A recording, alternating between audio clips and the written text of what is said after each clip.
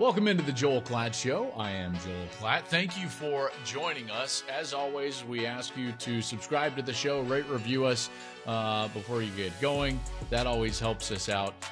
And as always, you can follow us on social media. You can follow the show at Joel Klatt Show, any of the social media platforms. You can follow me on Twitter at Joel Klatt, on Instagram at Joel_Klatt. Okay, lots to get into today. First of all, we're kind of past the draft now. So let's start wrapping up spring football because a lot went on over the last few months in college football. And we kind of need to get our arms around it here before the summer. And in particular, the summer series in which we'll be sitting down with some of the most influential college football voices out there, coaches, commissioners, and we're going to be doing some interviews for you here on the program starting later in June. But today, again, like you would think like, well, you know, it's a little bit slow. Not slow in college football. There's a lot to talk about. Not even going to get to all of it because there's some things we got to touch on. Colorado turning over the roster. There's been a lot written about and a lot talked about Colorado, Deion Sanders, and turning over the roster. We need to talk about Alabama, obviously. They bring in, and by the way, happened kind of slides in right there around the NFL draft, so it went a little bit under the radar, but Tyler Buchner is transferring from Notre Dame and following his offensive coordinator there to Alabama. So we've got to talk about that. Really two questions. Am I concerned? And what does this tell us? So I'll answer those later in the program. The CFP schedule for the next couple of years has been released, in particular next year after those meetings. So we'll dive into that schedule and why it's so important. And then some innovators, and really one, namely the Big 12, maybe going south of the border for some contests. Thoughts on all of that right now. Let's start with Colorado. So Colorado is in the news, and they're in the news constantly right now. The roster is turning over at a rate that is unprecedented, quite honestly. And what that has done is it has caused the news around Colorado and the coverage of Colorado to be a 10 always. Okay, that means that if someone wants to paint what's happening at Colorado in a negative light, then it's a negative times 10. If someone wants to paint what's happening with Colorado in a positive light, then it's a positive times 10. That's the prime effect. This is what's happening at Colorado, is that they are legitimate for the first time in 2 decades. They are relevant for the first time in 2 decades. In part, you have to realize that this was kind of the point with hiring Deion Sanders at Colorado. He comes into Boulder to do a lot of things, but one of them is to make the program relevant. You're seeing Colorado show up on recruiting lists that we haven't seen Colorado show up on in a long time. 5-star, 4-star players that Colorado is on the final list of 5. The official visits list is better than it ever has been at the University of Colorado. So in a large respect, this is working. It's working. We saw what happened at the spring game. It wasn't just about the attendance at the spring game, although that was impressive. It was also about the fact that ESPN came out and said that was the most watched spring game they've had since, I believe, I want to say 2016. Well over 500,000 viewers. People are interested in Deion Sanders, in Coach Prime, what he's doing at Colorado, which makes Colorado relevant. And when you hear some of the numbers that I'm about to go through, that in and of itself is somewhat of a miracle. It's somewhat of a miracle. So again, let me backtrack for a moment. If someone wants to paint Colorado and Deion Sanders in a negative light, it's going to be that times 10 because of the Prime effect. If someone wants to paint him in a positive light, it's going to be that times 10 because of the Prime effect. So that's what we're living through right now. Okay, let's start with my thoughts on this roster turnover. Let's start with this. And listen, you all weren't born under a rock. You know that as an alum that I have some information that you all probably don't, and that a lot of the writers don't. Okay, so having said that, I just want to tell you flat out This was always the plan. Hell, Deion said it. What do you think Louis is? In the first meeting he had with these players, he laid out exactly what was going to happen over the next few months. Now, if you want to say that that's not right and that you don't like it, that is your prerogative. And I'm not going to tell you that you're wrong, because that's your opinion. It's your prerogative. You can say it's not good for the sport, it's bad for those kids. I totally understand that. I am someone that said several times over the last couple of years that I think firing coaches early in October is bad. Late in September, early October is bad, because you can lose the locker room. Texas Tech fans still can't get over the fact that I didn't love the way it went down with Matt Wells. Even though I can love the Joey McGuire hire, they can say like, whoa, you didn't think that was fair. Some people don't think this is fair to the kids that are at work, that are at Colorado. And you know what? That's totally within your purview to have that opinion. But you can't say that they were blindsided. Okay? So this was the plan. It was the plan behind the scenes. It was the plan to the kid's face. He said it in a colorful way. What did you think he meant when he said, I'm bringing my luggage and it's Louis? I mean, he wasn't referring to literal luggage, right? So this was the plan. And the next point that I'm going to make here, and then we'll go into some data. What did you think he was going to do? So those that are upset right now, again, you can feel that way. Number one, I don't feel like he was being disingenuous to the players. Now, you can feel like they've got a raw deal. Okay, that's fine. That's totally fine, and I understand that. However, what was he supposed to do? Keep them? See, because I actually think that would be like suicide, coaching suicide for Deion Sanders. Let's just go through the data. Deion Sanders gets hired at Colorado. And just like every new head coach, he's going to go in there and evaluate what's on the team, whether it's prior to spring ball or during spring ball. You have to evaluate what's on the team. Guess what he evaluated? Guess what he saw? Guess what he looked at when he turned on the film? He saw a 1-11 team, but it wasn't just a 1-11 team, because we've seen teams go winless and, be a one-win team before. He saw a team that lost 10 games by at least 23 points. 23. 10 games. Not 5, not 4, 10. 10 of the 11 losses by 23. They had one of their losses, that was a single-digit margin. One of the 11 was a single-digit margin. Arizona, they lost by 8. Did you know that in the Arizona game, Colorado trailed by 22 going into the fourth quarter? That means that their point differential was the worst in the FBS and certainly in the Power 5. Worst in the FBS, but just in the Power 5 by double the next closest team. Their point differential was 29. They lost by an average of 29 points. The next closest team was Northwestern. They lost by an average of 14.6. That's basically double. That's crazy. Basically double. So, again, I'll just go back to this. What was he supposed to do? You see, he's got one of two paths. Go in there and say, I'm just going to coach those players better. Impossible. I'm just telling you, impossible. Look at that. 29, an average of 29-point differential. Or you can turn over the roster, which is totally within his purview and within the rules.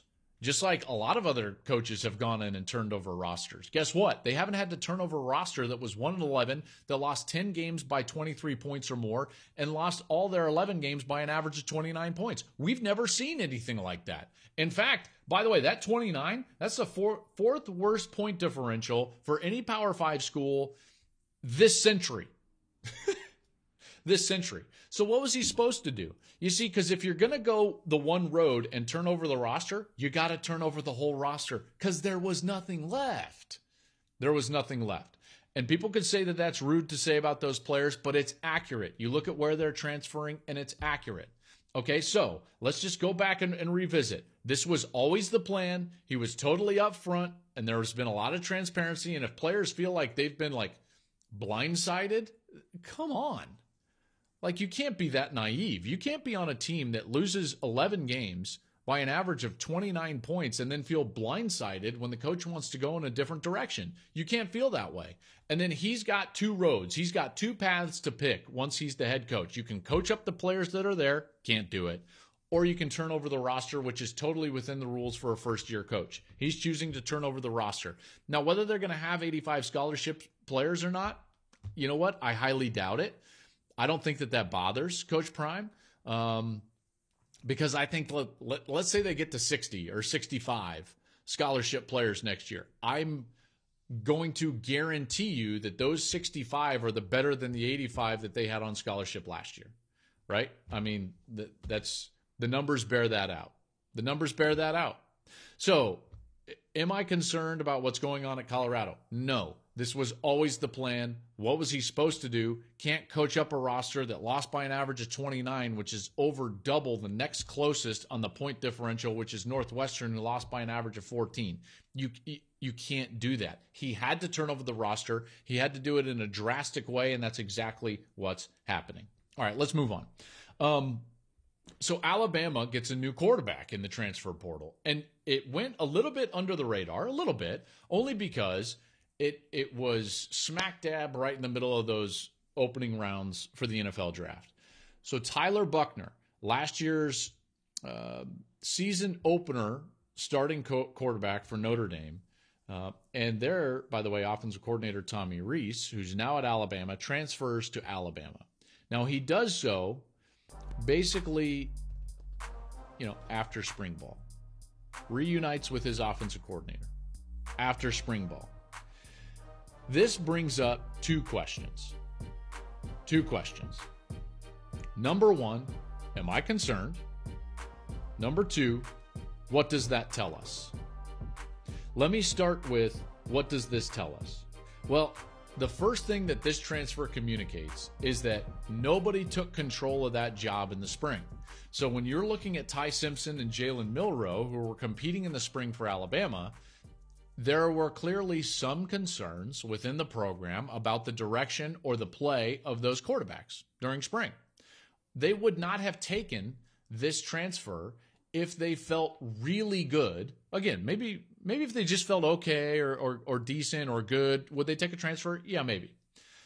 Now, if they felt really good, would they take a transfer? Probably not. And the reason is because that transfer probably wouldn't come. You see, because this is a two-way street. Tyler Buchner is not just sitting there with his bag knocking like on the porch like, please let me in. He's wanting to go to a place where there's opportunity. He also has an inside agent, if you will, and his former offensive coordinator, Tommy Rees. It's not just familiarity. It's also a trust factor. You really think Tommy Rees and Tyler Buchner are not going to talk about his opportunity to potentially be the starting quarterback? Well, of course. So Buchner would not have been a transfer to Alabama if they were really happy with their quarterbacks coming out of spring. That's what that tells us. And that's not a knock. It just is what it is. So what else does that tell us? Well, Alabama probably is not going to start in a position this year where they're accustomed to starting. Where are they accustomed to starting? Well, for the last 13 straight seasons, Alabama has been a preseason top 3 team. That's not going to happen this year. They're not going to be in the top 3 this year, and in large part because of not this transfer specifically, but what this transfer tells us, what it communicates to us, that they are unsettled at the most important position on the field. 13 straight years they've been in the AP top 3. They are, at this point, a mainstay, even in the top 5. I believe it's 14 straight years in the top 5 in the AP preseason. Now, will they be in the top 5? Probably. They're going to be in my top 5. More on that in a moment. But this does tell us that there is some concern within the program about who was going to be the starting quarterback. Because of that concern, at least enough was communicated to a guy who was looking for an opportunity to come and take that opportunity and take that chance at Alabama. This is a team, by the way, that last year won football games specifically because of their quarterback. That hasn't always been the case at Alabama.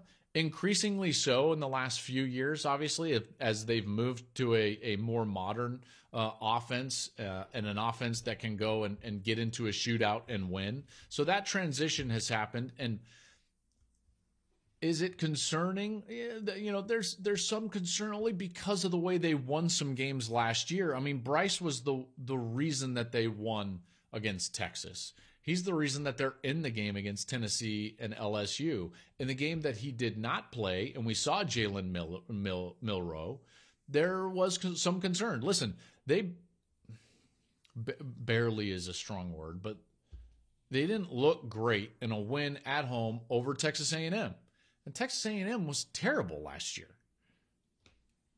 Right? I mean, like, let's call a spade a spade. I mean, A&M was not great, and they barely beat them at home. Okay.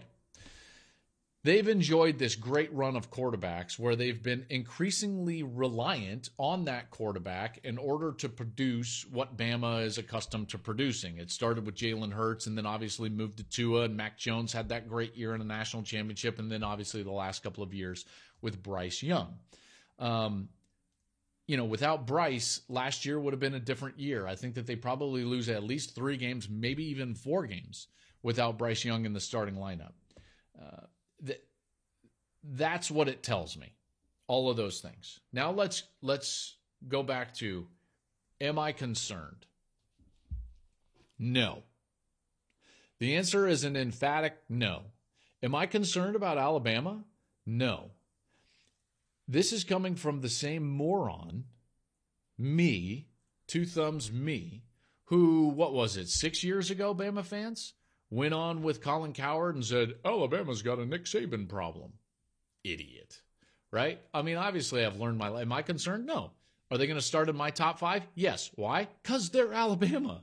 Because Nick Saban is still there. Because they've recruited as good as anybody, including Georgia, over the last 5 years, right? So, like, when you look at the composite of what the roster is, they're going to be just fine. Look what it took to beat them last year. With a team that I will be the first to say wasn't quite what Alabama had been used to, in particular at wide receiver and in particular on the offensive line. And still, look what it took to beat them. Historic performances at home in a crazy environment from Tennessee, and historic performances in a crazy environment at home for LSU. So, am I concerned? No. Alabama is still Alabama. This is not the moment to panic. Look at the recruiting class that they just had. Will they figure the quarterback position out? Yes. If there's one guy in the country that I trust to work around a quarterback that he maybe doesn't have complete faith in, who is it? Nick Saban. Because he's done it time and time again. He's won championships with quarterbacks that are just kind of okay, and he's won championships with quarterbacks that are really good and highly talented. I'm not concerned for Alabama. Now, does it tell us that they might be a little concerned about a particular position? Yes. But it's not time to be panicked about Alabama. I do think that was interesting news, though, and I wanted to just kind of share with you those 2 answers to those 2 questions. All right, let's talk about the CFP schedule. So that came out, and again, kind of a news dumpy time. The CFP schedule comes out, and Alabama gets a transfer quarterback, and it all happens while the NFL draft is happening. And I'm like, well, of course. Or at least while we're all talking about the NFL draft. So let's talk about this CFP schedule. First things first, I am not going to sit here and get all angry at the CFP schedule because they were in a complete bind. These next 2 years, they are trying to build this schedule handcuffed. They're working with existing contracts. This is the last 2 years of the initial television contract, the initial bowl contract. And quite frankly, there's just not a lot that they can do. So this is patchwork. The next 2 years of the college football playoff playoffs, I think, are going to be bumpy from a schedule standpoint. But it's bumpy because it has to be. Because you're trying to fit a square peg into a round hole. This was not supposed to happen. We're doing this early. And so because of that, is it going to be perfect? No. So what is that schedule? Well, the first round is going to be Friday, December 20th and 21st, Friday and Saturday. That's fine. You know, you're going to have, I believe they're saying the first round will be Friday night and then a triple header on Saturday. But then the quarterfinals are going to go, and they're going to be New Year's Eve and New Year's Day, December 31st and Jan 1. And then you get into some more concerning aspects of this. First of all, I think that that's way too late.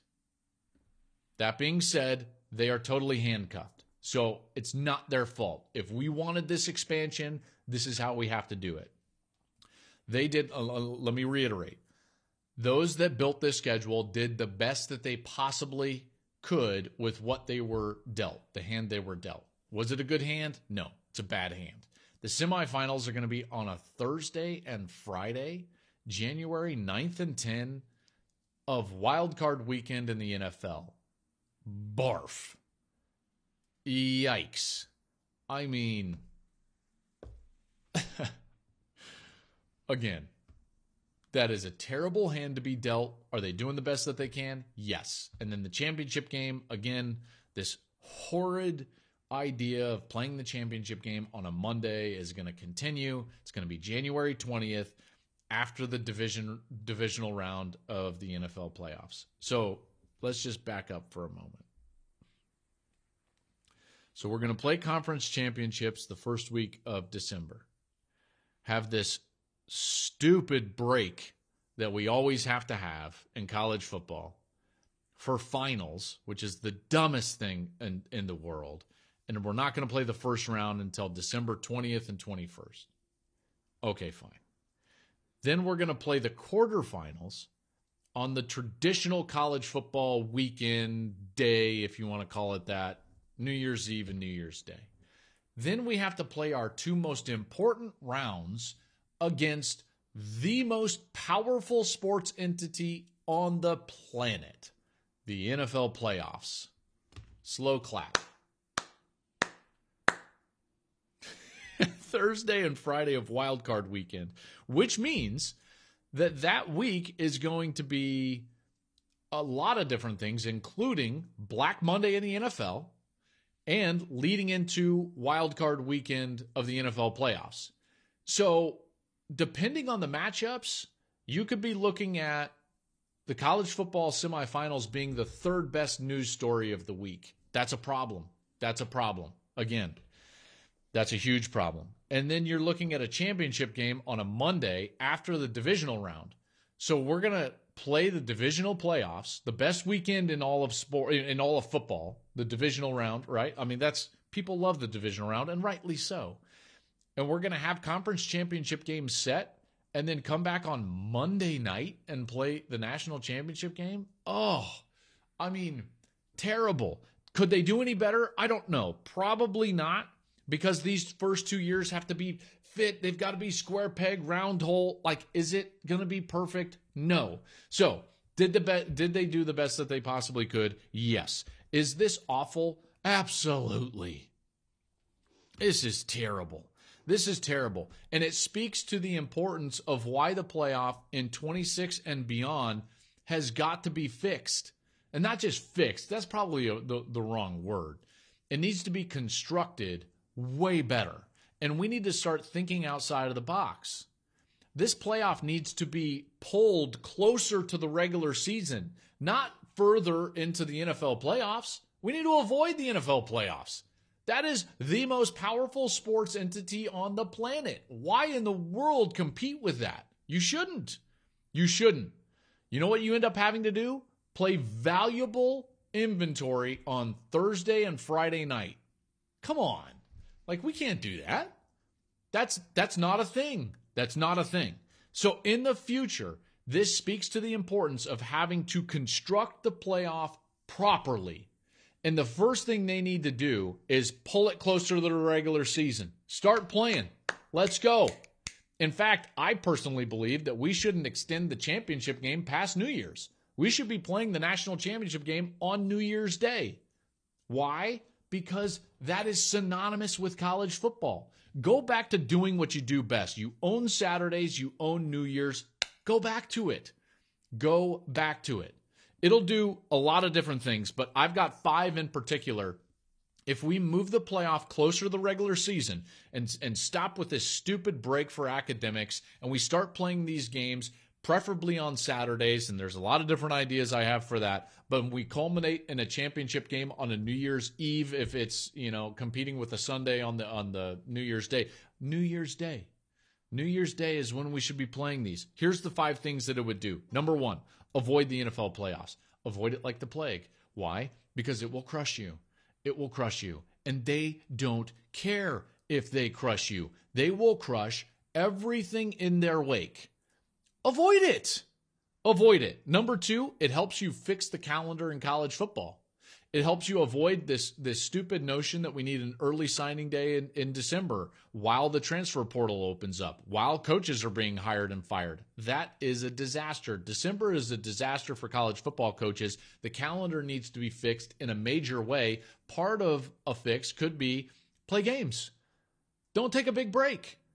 Pull the playoff towards the regular season. Number 3, it'll allow you to own Saturdays and New Year's Day again. That is, from a traditional standpoint, that is college football. Go back to owning those things. Number 4, it'll give your players more time and more of a break between the end of their season and their NFL decisions, whether to enter the NFL draft, and once they do, more time to heal up before the combine. More time. More time. 20 days is a long time, so play it on New Year's Day. And then last but not least, I think that playing the playoff, immediately starting conference championship games and going week after week maintains momentum. Why are the playoffs so great in other sports? They maintain momentum during the playoffs. The NFL does this. By the way, lower levels of college football do this. We don't have to stop for academics in lower levels of college football because academics apparently aren't important for those kids, even though, by the way, they don't have the budgets or support staff like the biggest. I digress. Maintaining momentum is a big reason. So the 5 things: avoid the NFL playoffs, fix the college football calendar, own Saturdays and New Year's Day, give players more time for their NFL decisions and getting healthy for their NFL prep, and you maintain momentum for your playoff. All of these things are no-brainers. So while this playoff schedule is horrendous for the next 2 years, it's just what we have to live with if we want expansion, which we do, which is good for the sport. But what we want in 2026 and moving forward is a playoff that is more sustainable and benefits college football and its fans more so than just extending on into the bowl season. Okay, last thing I want to touch on before we get out of here, and that is the fact that the Big 12 is thinking with some real forward thinking and an innovative commissioner. Brett Yormark, the new commissioner, and he's been there now for about 9 months, the new commissioner for the Big 12, is talking about playing football games and potentially basketball games south of the border in Mexico City, Monterrey. Do I love this? Yeah, I love this for a lot of different reasons. Now, is it great for those fans that maybe miss a home game? No, not necessarily, but here's what I know. I know that the major brands in college football are the SEC and the Big Ten. And I know that if you're not one of those major brands, you better do everything in your power to create value for your institutions, to set yourself apart in terms of interest and platform. And he's trying to do that. He's thinking outside of the box. He's not this normal academic that has grown up in the institution of intercollegiate athletics that is just going to go and do the same things over and over again and be dogmatic in his thinking about what you can and cannot do. He is thinking outside of the box, and he's doing that in order to benefit his conference. That's why I love it. That's why I love it. And that's why it makes me hopeful that guys like Brett or Tony Petitti, the new commissioner of the Big Ten, because of the fact that they're outside of the box, because the fact that they're innovative, I hope that they will have a significant seat at the table when constructing the new college football playoff for 2026 and beyond, because we need guys that will think along the lines of Brett and what he's doing for the Big 12 for the college football playoff. Not just sit there and say, well, this is the way we've always done it. We need to protect the bowls and so on and so forth. No, you don't. No, you don't. You need to make a playoff that is best for college football. And we'll leave it at that as I'm ranting and raving. I got to tell you, I love doing this show, and I love talking about topics like today. You know, the Colorado stuff with the roster, Alabama, why are we concerned or not concerned, and then obviously college football, the playoff, and everything going along with that. These are important subjects that I hope we continue to debate for a long time, and hopefully this will give a little bit of influence on those that listen and then go on and make those decisions. Okay, remember, rate and review us, follow us, subscribe. You can follow us on social media at Joel Klatt Show. You can follow me at Joel Klatt. I really appreciate you listening and watching. And over the course of the next couple of weeks, I'm going to continue my post-spring wrap-up. I'll have my top 25 teams post-spring as we go into the summer, amongst a lot of other things. So thanks for watching. Thanks for listening. Hope you have a great week.